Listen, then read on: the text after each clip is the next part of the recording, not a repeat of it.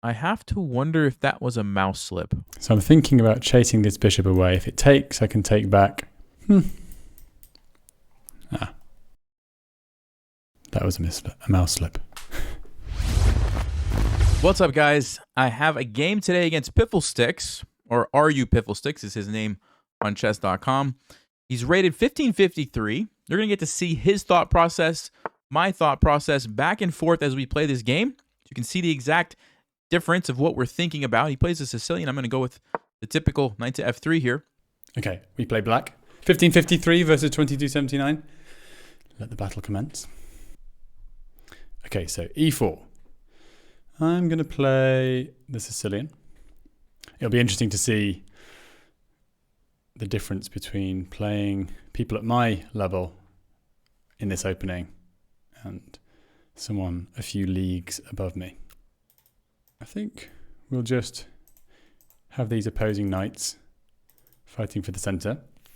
But he actually, I was talking to him a little bit before the game, he actually quit his job to do chess full-time recently. He's been studying, training, trying to improve and learn and really play good chess. And so should be an interesting match.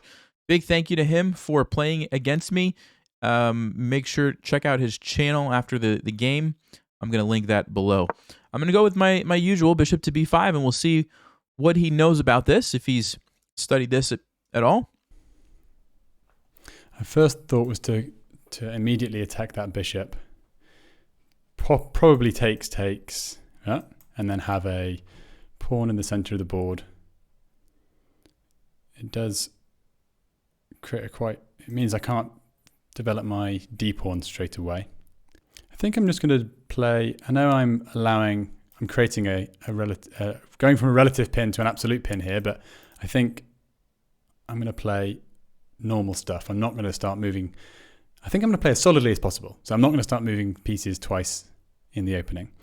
One of the benefits is a lot of times it's a bit of a surprising move. A lot of people spend a lot of time learning the open Sicilian with d4. Bishop b5 is kind of a sideline for most people. So I like the surprise value that I get out of it. All right, so he goes with d6, and I'm going to go ahead and castle. Usually when I see d6, there's a line in particular, bishop d7 followed by knight to f6 to attack here, and a6, and a lot of times there's a trade, and there's actually some pressure on the e4 pawn, and one way that you can approach that is with a sacrifice, where you actually sacrifice the pawn. It's an interesting line, and so we'll see if we see that in this game. I'm going to probably break this pin. They can't actually come in and sort of pile up on this pinned piece at the moment, though, so maybe it's a bit unnecessary to do that. Instead, I think I'm just going to develop with tempo. They have to do something about that pawn, so they probably want to push this anyway. All right, so he does go for knight f6, which is, like I said, one of the main moves here. And so I am going to go ahead and slide the rook over to defend. And now e5, is a move that I want to be thinking about, because if we are able to open up this rook, that can be dangerous for black. So if they push, I can take once, only once. So how about I break the pin now, so that if they push, I can take with the knight. I believe the main move here is, yep, there we go. I was going to say, I believe the main move is bishop d7, which he does play. Like I said, I think what I'm going to do is play c3, threatens d4. Now, the thing about c3 is if he plays a6, we take. There is going to be an attack on the pawn, and one of the lines that I remember vaguely is that we just sacrifice it. We play d4, we let him capture it, and the point is that, yes, you lose a pawn, but then you unleash the pieces, and you get to attack the king. So I believe that's what I'm going to go for. Now, it's been a while. Yeah, I'm going to do that. It's been a while since I've studied those lines. So unfortunately, I don't remember all the theory that I learned. But I know enough to know that it's a line, and hopefully we can figure it out once we get into that position. So we'll see if he's going to go for a6 here.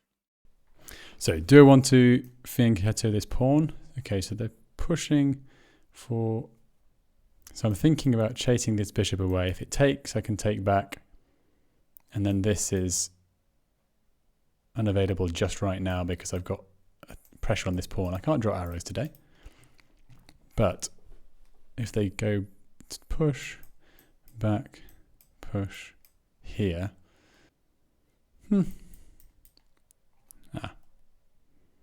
That was a mouse slip.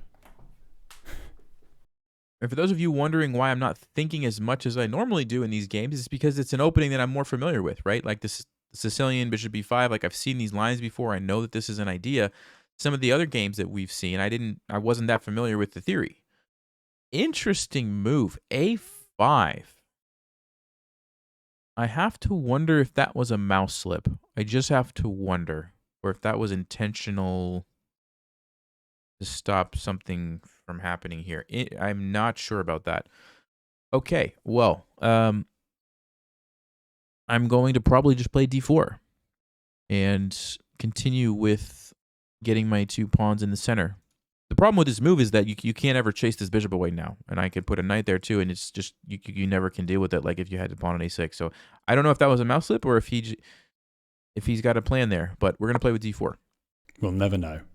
We'll never know what was going to happen in that situation.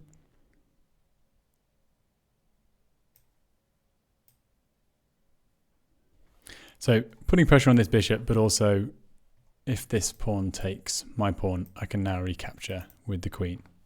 Unless I mouse slip, obviously, and play queen b5. Queen to b6. Okay, so he's attacking the bishop. Sometimes, we just trade it off, so I'm definitely going to consider that as a move. I'm going to consider knight a3 as a move. I'm going to consider a4, maybe even queen a4. I mean, there's a lot of moves here. Let's start with the obvious. If we take, let's say the bishop takes. I could push. Say the bishop goes back. e5. Sorry, e5. Takes. I don't know what he would play in that position. Looks pretty good for me. Compare that to knight a3. What's he going to play? And if you take, I'm just going to recapture. I'm pretty happy with that. The thing about here is that I have ideas of hopping over to c4, and you pair that with some tricks with the rook. Looks pretty appealing as well. Knight a3. Let's say he plays e6, because that's probably the most likely move. e5. Takes. Knight jumps in. You could also take with the pawn. Then e5 looks pretty good, because I'm going to maybe get the double isolated pawns here. I'm kind of leaning towards taking, even though this also looks good. I don't know. I feel like taking and then throwing this pawn forward, followed by this one, just seems like it's almost overwhelming right away. He could play e6 in that position, but then I'm going to just bust through. Yeah, I just really like the look of that. I'm going to go ahead and take. And maybe I should have slowed down, and developed some pieces. We'll see. I can't go bishop g5 right away unless I'm willing to sacrifice this, but I could have played knight a3. Maybe I should have slowed down, but I see this opportunity of throwing this guy forward and chasing the bishop back that I think it's just going to be a lot of momentum very quickly, and I feel like that's pretty valuable here. So let's see what's going to happen. Okay, so how can I make use of this misplaced mouse slip pawn? Is it worth just continuing to push? Okay, so they take, and I kind of want to take with the bishop. I'm expecting if I take with the bishop, they will push, because otherwise they're going to have to find a... Okay, so they're either going to push, or they could try and defend this pawn with a queen. I mean, they could also technically do it with this knight, but it's sort of in the way of the queen and the bishop. So if I take with the pawn, then I've got sort of double ammunition, so I can take with the pawn, and then at some point takes, and then push again. It is an open file for my pieces. My queen's already on this semi-open file. This is probably a moment where one move is much better than the other. Go bishop g5, say, and I take. They can take in a number of ways there, but I imagine they're going to take back with the pawn, because that's one of the reasons they played c3. And then if I push, they can just push as they could before, so I like this move. I like having reinforcements to take central pawns. All right, so he does take with the pawn, which prevents me from throwing that forward. But what it does allow me to do is push this pawn forward. And if he recaptures, I can take this way and, cement these weak pawns over here if I want. Now, that might not necessarily be the best way to approach it, because I could also just take with the knight if that's what I want to do. Jump over there with the knight. No, I think I've got to play e5, right? He's probably going to jump the knight to d5. No, but you can't because I take. So he's going to have to take first. And then most likely jump here. What I will probably do is just play knight to d2, actually, because it gives me the option of going here or here. Maybe even jumping into d6. Yep, I'm pretty happy with that. So I'm going to play e5 here. And, this is a pretty easy move to play, right? Like, my rook is there. His king is there. I'm opening it up. How can that be wrong? And by the way, there is an advantage maybe to not taking with the pawn, because the pawn is kind of in the way. It blocks my rook, right? So there is something to be said for maybe actually taking with the knight. Yes, he's allowed to undouble hit one of his pawns, but e6, 3, yeah, I don't really know exactly how I would follow up on that. But I think I will take with the pawn. I think I will. And I feel like, although it looks like my bishop is trapped here, or at least has its eyes closed, all that's going to happen if I take with the bishop, all that could happen is it gets sent straight back to d7. I mean, it could go here, obviously, instead of d7, back to d7, but then I'm going to have to try and chip away, and this pawn can push, and it's just well reinforced, and this bishop is probably a bit more sad. I didn't see that one. Okay. So I think I have to take, because if I don't take, then they can take, and I win. They win a pawn, because I can't take back. So I can't take. Oh, sorry. I have to take. I was like, I can't. I'm losing that pawn nonetheless. But actually, no, I got that wrong. I have to take because of what I just said. And the pawn helps d6. Because if this ever happens, there's a weak spot there. So I'm pretty happy with this. Like I said, I'm expecting knight to d5.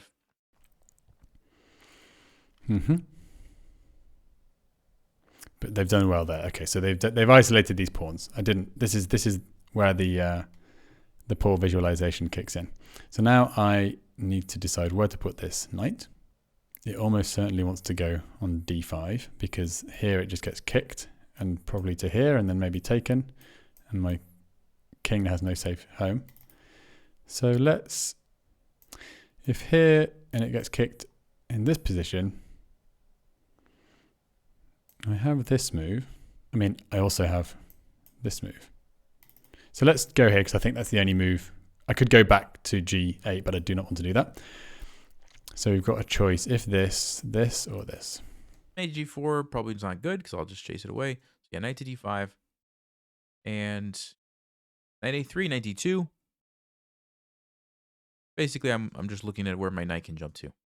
All right, he does go knight to d5. So there is something to be said here, guys, for the move e6, which looks kind of weird, right? Like, why are we just going to give up a pawn? But if black takes this way, absolutely happy.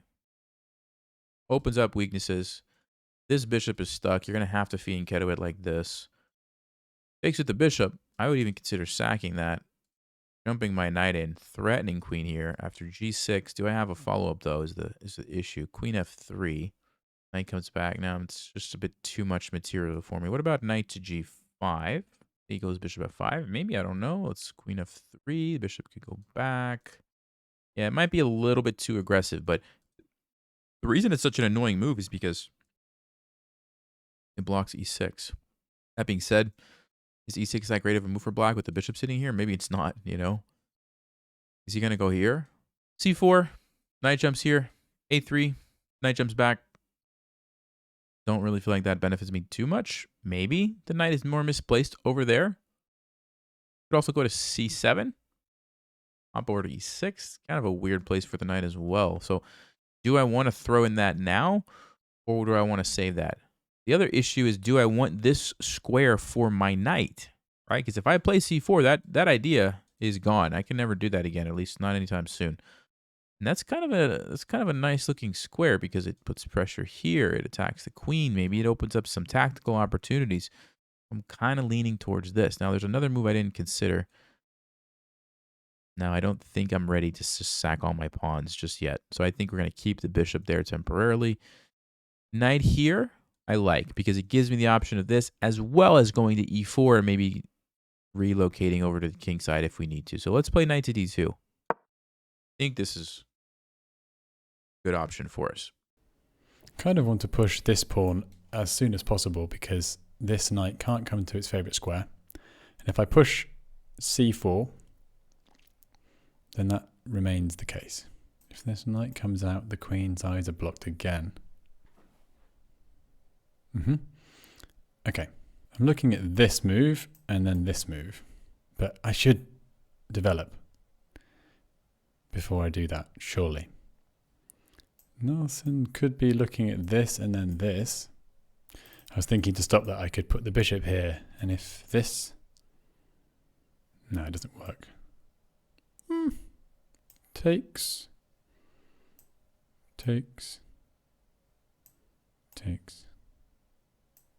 Doesn't work. Bit far-fetched. Yeah, I can't go here straight away because of that idea. I really need to develop, so I think focusing on that is the most important thing. I don't want to give up that square, so I'm going to fianchetto this bishop. If I pushed there, then just this and then this was just horrible. G6. Okay. So that's probably a wise decision because I guess he didn't want to give up this square so easily. So he's thinking he'll leave the pawn here to kind of deal with that. Now, one thing I'm thinking about is maybe I'll go there anyway. Turn it into some sort of a crazy sacrifice, right? So knight to e4 definitely seems like a good choice. Bishop g7, we have to assume would be the next move. Oh, there's even this idea of, okay, let's say c4, the knight moves, knight f6 check, which is going to force a recapture. Okay, it's going to force a recapture. Takes with the pawn, I take here with a check, and guess what? I'm getting the bishop and everything's falling apart. If he takes with the bishop, well, then I'm taking back here, threatening that guy, which is a pretty big deal. So I'm assuming he would have to play a move like e6. Then I've got this annoying pawn here. My knight's jumping in. I mean, that's pretty good. Pretty good. So yeah, this is very good. Now the other way to do it is to go knight to c4. So he doesn't even get bishop g7 in. He's got to move the queen, let's just say probably to c7. I mean, you could go other places, but let's just take this one for an example. Then I go check. Takes with the check, and I win the queen. Now, of course, we said the queen didn't have to go there, so let's say maybe it was on a6. I could still go there, check. He doesn't want to move, or he gets forked. So he would have to take me. I take back with a check. You can't block with the bishop or the knight. You could block with e6, or you could move your king. If he moves bishop e6, what would I do? That's the issue. I don't exactly see a follow-up. I mean, yes, I can go knight g5, but I don't know. It just seems like he's going to just castle and get away. Takes. So with that in mind, I really think I'm going to go here and sort of set the trap on bishop g7, actually. Chase this away and jump in there. Also, it's just a good move. It's just a nice, solid square for my knight. Probably don't have to worry about too much as far as, like, it's a huge mistake. So let's go ahead and play that. And from my quick calculations, I believe he has to be very careful with bishop g7. So what is he going to play instead is really the question. So I think this is important to move bishop g7 now, because otherwise this, and this central king is still a problem. If this and this takes with check, I can block. Let's play it. Don't want to go too far down on time. I am playing a national master after all. So things I can notice in the position. This is attacked. This pawn once had two defenders, now only has one. Just for this moment while the knight's in the way. And this is a possibility to pin the knight, stopping it really being a defender of this pawn. I need to castle. That's one thing to notice in the position. I really need to castle. This bishop still has a responsibility. This is a nice knight. Can be kicked, but it's a nice knight. Okay, so he goes for bishop g7. So yeah, I'm pretty sure we've got a nice little move here. So c4 attacks the knight, right? Where's the knight going to go? You can't go here, you can't go here, you can't go here. You could go to c7 or b4. Don't think it really affects my plan. Let's just take let's take c7 for this example, but it could also be on b4. Okay, I'm gonna go check. Very serious threat. All right, I'm gonna take this bishop. He has to take it. You have to. You take with a pawn. I take here with a check. Yes, you can move, but I take here with a check, or you could block, but I take here, and I'm getting my piece back, and it's a huge attack on the king. So that's fantastic. We already talked about it. If he takes the pawn, bishop, I take it as well, which is just a trade at that point. But then my annoying pawn is ready to recapture here. So if he pushes by, we jump in. That's got to be a great position for me. Or even queen d6. Even queen d6. So I think c4 is the move. I think black's in trouble. I mean, maybe there's some other ideas, but I don't think we really need to consider anything else because it just looks so amazing. So let's go ahead. c4. Kick the knight and get ready for the crazy move knight f6 here. And if you see me like doing this at any point during the game, I do have a headache. So I apologize if I look like I'm in pain. Just right here. It's just all right here. And my opponent is in no rush to develop their queen, which is interesting. On move 12, they aren't actually fully developed, and they're 2 moves away from being fully developed. But just, yeah, okay, so that is what they play. Kicking the knight. I think c7 is probably the best option because otherwise it's going to get kicked around and not to anywhere nice. A6 is no place for a knight most of the time, especially not when you are black. So I can't castle just yet now. Maybe a rook coming in first would help. All right, he goes knight c7. We already calculated it, but let's just do a quick check. Once the rook puts him in check, we've got the attack on the bishop. It doesn't really matter what he does. Anything. We're going to just take. We're going to take. And if he takes with the bishop, it's just a trade. He can't take back. He could push. But like I said, it opens up all sorts of good moves for us. Knight to f6 check. So this feels a lot more frightening now, this knight. Now that my knight's been kicked. Yes, okay, very good.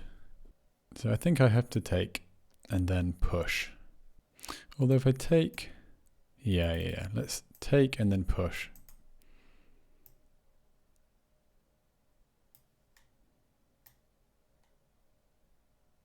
And then start figuring out how to defend this square and this square.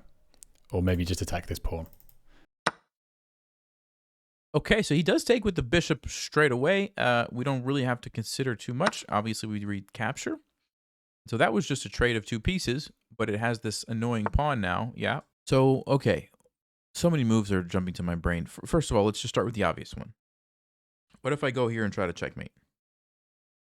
Stops castling. Not that he really wanted to castle that way anyway, but it would allow castling this direction. Yes, which does seem to be black's best option at this point. There's knight to e5, which attacks the bishop. Also stops castling because we take the bishop. If he goes this way, we have a fork, which is nice. So that one looks very good. Now, how do you defend the bishop? You don't really want to go back. You can't play chess that way. So you would have to play rook d8. But then I go queen d6. And now you can't castle. And now you can't stop that. You could play here. I take it. Can't stop it. So knight to e5 is winning, right? If he does go back, again, queen to d6, and that's winning. So knight to e5, can you defend the bishop any other way or play any other moves? I don't see any. Yeah, that's it. D5. And then start figuring out how to defend this square and this square. Or maybe just attack this pawn. Castle king side. Castle queen side might be an option. Lots of my pieces over here. Terrible pawn structure, but better than having a pawn right there, just like right in your face. And in your face, and like if you want a castle, don't. Okay, both 5 minutes now. Moves are going to have to be played a lot faster. If I castle now, they fork. I think I have to...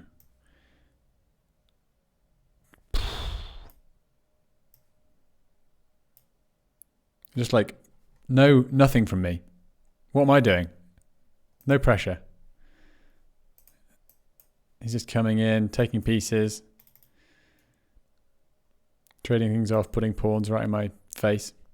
Yes, of course, of course. And I will say one thing, we'll go back to this move A5 earlier. It kind of, if it was a mouse slip, it was just a wasted move. Or even if it wasn't a mouse slip, it's just a wasted move. It didn't do anything. It allowed me to trade on my own terms when I was ready and wanted to, as opposed to if you would have played A6, it would have forced me to trade it, when black maybe was ready for it. He does go rook to D8, only move, right? And now queen here. And I don't think you can stop the checkmate. Remember, you can't castle through check. So only move would be like knight D5, which loses a piece, but I still take it and I still have checkmate. And bishop here doesn't do anything. Queen can't do anything. We get D6. Oh, this is devastating. Ugh. It's still annoying, even though obviously I was going to lose this game. But just, I didn't even put up a fight. And yet I keep playing it. I haven't done any of the requisite homework to play it. All right. That was abysmal. Oh, well. Now, to be fair, I just did random, so I ended up getting white randomly. And then Piffle Sticks played into my bishop b5 Sicilian, which I have a lot of experience with. So if you wonder why some games go like this, in other games it looks like it's more of an even match. A lot of it has to do with like what type of opening system do we end up with. And I've just played the bishop b5 Sicilian so much that I have a lot of ideas in my head, and so it's just easier to play that way. So that was unfortunate for my opponent in this case. Yeah, and he does resign. Good game. So we're going to do a post-game discussion on his channel. And so if you want to see that, make sure jump over there. I'm going to link it in the description. And I'll click on game review here and you'll be able to see that as well. So links in the description. Go check it out. Big thank you to Piffle Sticks for playing this game against me. And I'll see you guys next time. Thanks for watching. Stay sharp. Play smart. Take care.